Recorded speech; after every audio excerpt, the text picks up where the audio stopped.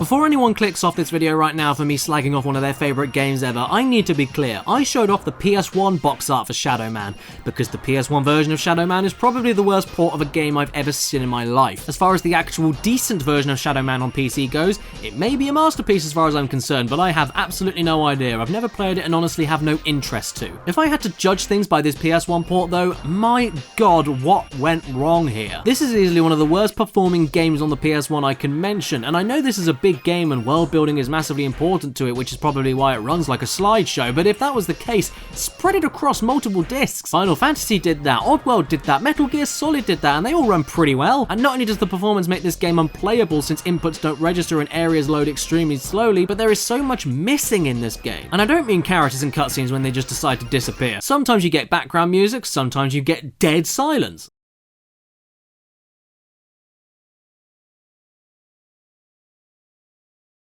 And no, I'm not removing the audio track here, this is just what the game is like. No wind, no atmosphere, no sound effects, just eerie, horrible silence. And when sound effects do happen, they often don't even sound like they're part of the game and take over every other element on screen.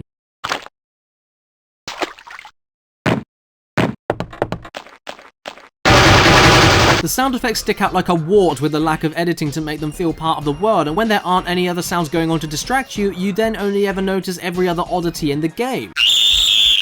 The awful textures, the stiff animations, the unresponsive controls, and I mean, come on, am I playing Shadowman or watching a PowerPoint presentation on Vin Diesel? And you can say the art design is supposed to be dark and sinister, but hey, there are many PS1 games out there that manage to do that atmosphere, but with better visuals and all the atmospheric noises and tweaks you'd expect. So to me, with everything else shitty about this game, it just looks like a collection of mud sculptures that get slightly more pooey the further you go through the game. The main issue though is that I can't say any more about this game because I actually only played it for under an hour before giving up, and can you blame me? Not even when the game starts getting interesting with combat and such kept me invested. In their attempts to create a port of a game for a popular console in order to generate more sales and interest for their intellectual property, instead they managed to forever neutralize my interest for ever touching this game on a better version ever again. Just to be clear, I'm not saying that Shadowman as a game is outright terrible. I haven't played enough to form any opinion on it at all, but this port really is terrible. I must stop this evil from bringing about the end of all things.